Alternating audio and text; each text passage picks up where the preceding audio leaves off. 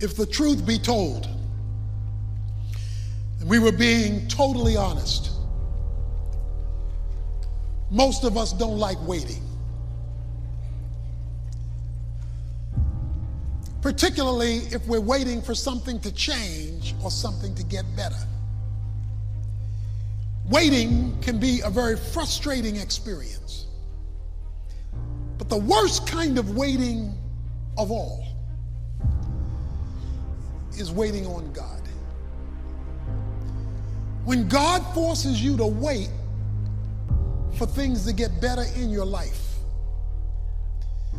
for things to improve, to change, to reverse, and nothing is happening.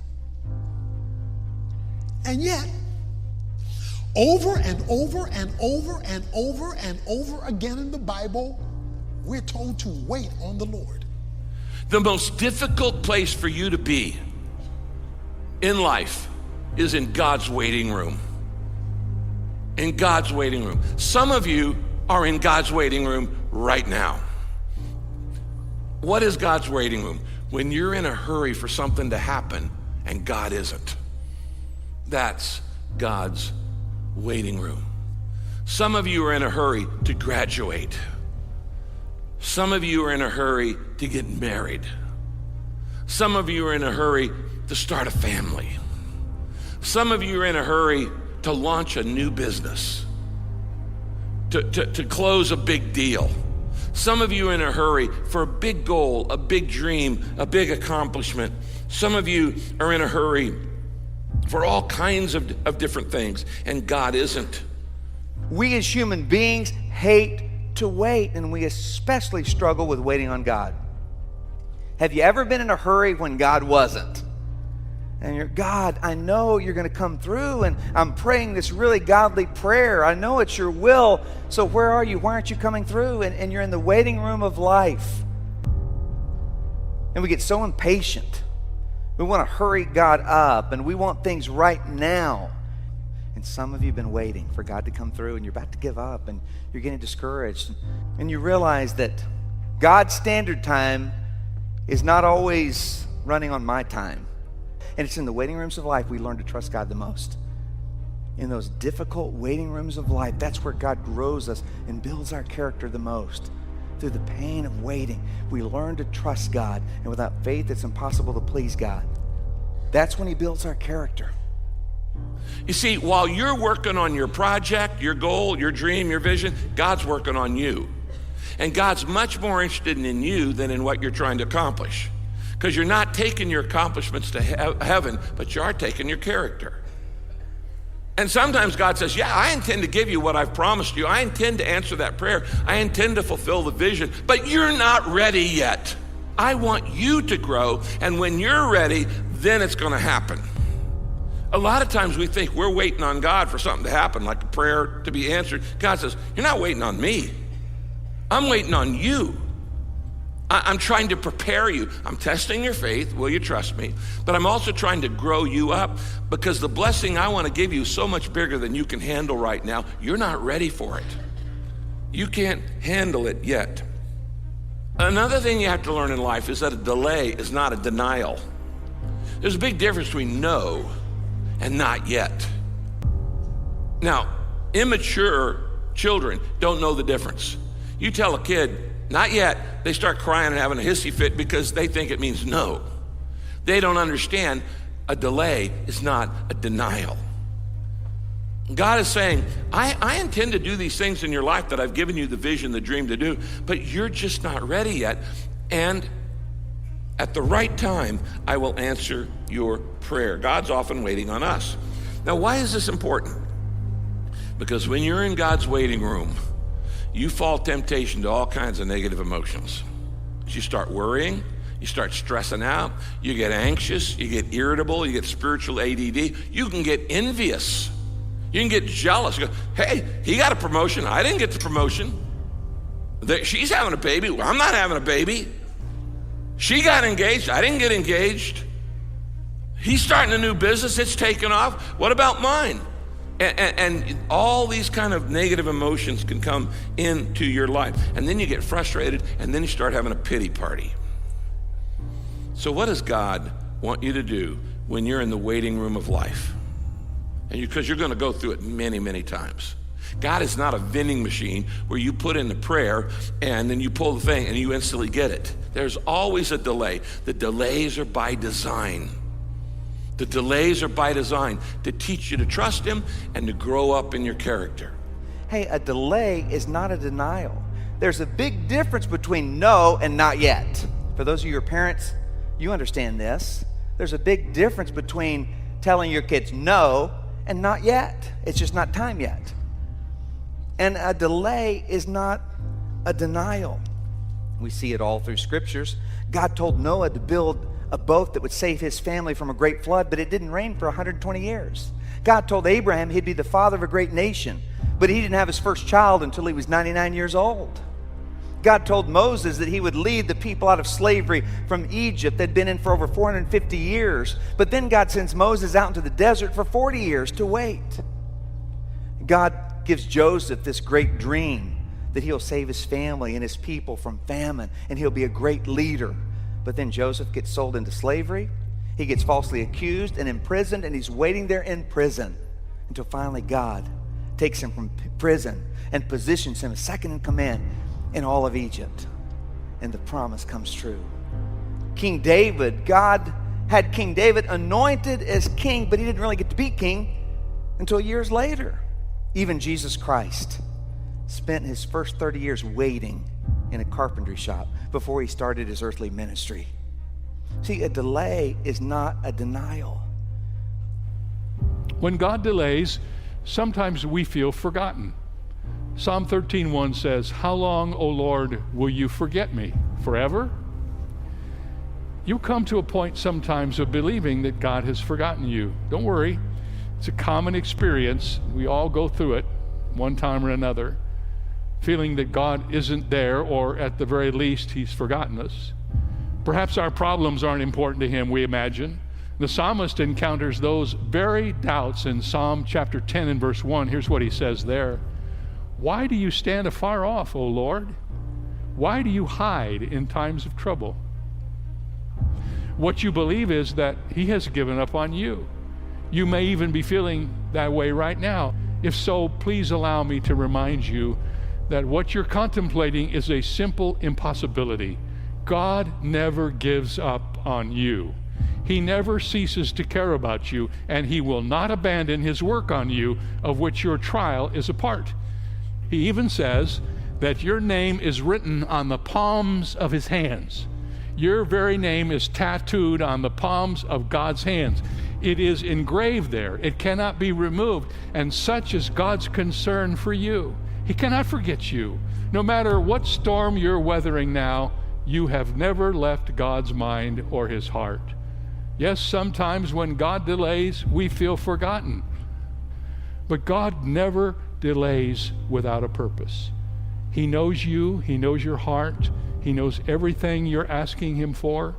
If he's not doing what you think he should do, just be patient, because God loves you. Don't forget. He's got your name tattooed on his palm. He knows who you are. He hasn't forgotten, and he never will. That often God's timing disappoints us. You know, there's something, maybe something you've been praying about for a long time, and you need an answer. You know, maybe you've been praying for something really specific, and you needed God to show up within a particular time frame. You know, it's an urgent need, and he doesn't. When God doesn't answer when you need him to, I wonder, what conclusions do you come to? Do you think to yourself, you know, did I do something wrong? Did I ask the wrong way? Do you find yourself asking, does God even hear my prayers? So often we think when God doesn't answer in our way or in our time, that it's because he doesn't love us. God loves you. He doesn't love anybody else one grain of sand more than he loves you.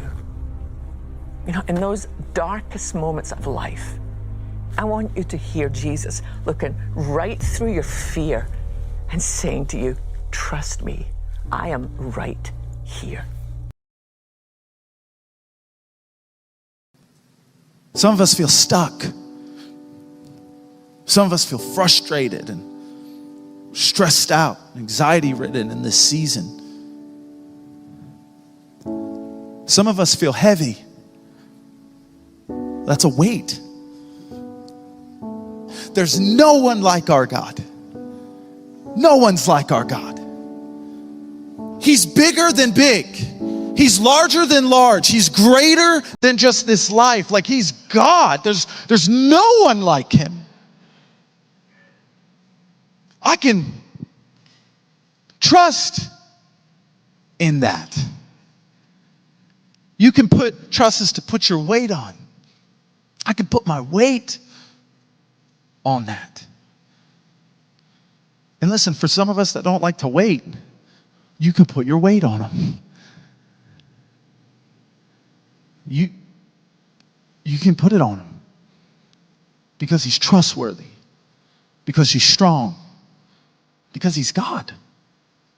And God's timing is perfect. And I know that sounds cliche, but sometimes a cliche is a cliche because it's true. God's timing is perfect, even when we can't see it all. While we are waiting, God is working. He hasn't left us. He hasn't abandoned us. He is still at work. And what we often forget is his perspective is so much bigger than ours. And what he's doing and how he works is so much greater than ours. Look at this from the book of Ecclesiastes. He, God, has made everything beautiful in its time. He has also set eternity in the human heart, yet no one can fathom what God has done from beginning to end. God is greater, grander, bigger. Time itself is a created thing. That almost hurts my head to say and think about. He knows it all. He's bigger, he's grander. He is all-powerful. Do we trust him in his viewpoint, even though we can't see it all? In the fullness of time, God moves. So we can trust God even in our suffering, even when we don't see the full picture. We can trust him. You see, the enemy would always try to distract you with quick blessings. Because you have to recognize that in God, there is an appointed time connected to your life. That everything about you has an appointed time in God. It is not just what it looks like. It is not what society defines of who you should be in your 30s or in your 40s and what you should have. He says it would actually happen at my appointed time. When you understand that, God, there is a season that you have marked, and it's simply for me to be patient in that process and to wait well. Can I tell you, it is so important to know that how we wait matters. Because we can wait with faith or without it. We can wait in hope that what we heard will come to pass, or we can wait in fear that what we thought was said may not happen. We can wait with anxiety and worry and frustration. We can wait checking our phone every couple of seconds. Well, I don't know if they've responded. Like, I think they lost my number. I think God has forgotten me. Can I just encourage you? Don't perceive the wait as a cancellation. Don't perceive the wait as a cancellation. So if you feel like you're in this moment and you go, but it's just taking so long, I would ask you then, maybe God's trying to do something in you right now, try to develop you and work some stuff out of you that you didn't even think was possible. I just realized in my life, everything took longer with God, but there was a reason behind it. There was a purpose behind every single time that it just took longer. What do we do when God says wait? And the first thing is live at peace. Live. Some of us in our waiting, we just stop living. Like, we're waiting on something and we just, maybe you get like this. Sometimes I do, where I'm so busy thinking about the good old days in the past, or I'm so busy thinking about where I'm trying to be and want things to be in the future, that I don't actually live in the moment that I'm in today. Anybody experience that? Live. Don't pause, but live life. While you're waiting, live. And that longing inside of our hearts for something in the future oftentimes causes us to miss what is happening in the moment, what God is trying to do in the waiting. But see, we have a hard time waiting and standing still because our culture has kind of conditioned us that everything is supposed to happen at rapid fire. And now today people don't really know how to wait. And so they're like, God, I can't believe you don't work as fast as the drive-thru at McDonald's. What is wrong with you? We look around this world today, and if you think everything in life comes fast, and if you think everything in life is going to be quick, you're going to be sadly disappointed. Because life is a process. There is no getting around that. It takes time. And when I look at people today, I get very, very nervous because there's an entire group of people that are not learning the art of patience. They're not learning how to wait. And it's not that it just isn't helpful towards your development. In many cases, it becomes harmful towards your development. Here's what I know when you get things too quick. When things come too fast, the joy is short-lived. The pleasure is fleeting. How many of y'all know the memories are faint?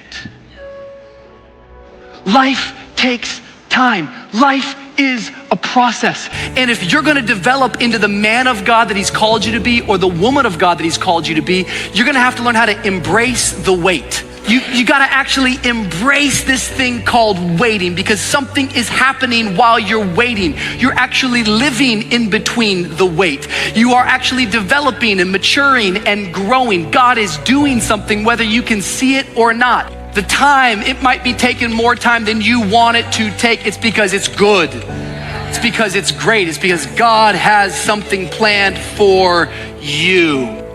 You wait on him, and you trust in him, and you believe that he has a plan and a purpose. And I want to say it with everything from the inside of my soul to you, wherever you're at and whatever you're facing, it is worth the wait. Here's what I've learned following God, okay? Because a lot of you guys are frustrated. You're not seeing the miracles that some other people are seeing in their life. Here's the spoiler alert. Ready? Is that God's delay does not mean God's denial. Faith is not just trusting God. Faith is trusting God's timing. And its timing is not the same as your timing. I want things now, immediate. And God doesn't do it that way. And it bothers me at times. And while I'm praying it, sometimes other people are getting the miracle for it. But that's where trust comes in. Even though I don't understand, even though I'm disappointed, even though my reality is a far cry from my expectations, I trust in you, Lord. And I say, you are my God. My times are in your hands. Even when reality doesn't match your expectations, trust God. Trust your Heavenly Father. Trust that he will continue to direct and bless and protect. Trust that he is in control. The true test of trust is how you respond when your reality is disappointing. In those moments, you'll learn what trust is all about. While we're waiting in seasons of our life, God is at work. As I'm waiting, there are things that God is trying to form and shape inside of my heart. And the question that is so good to ask ourselves in this season is, in the waiting, what is God trying to form inside of me?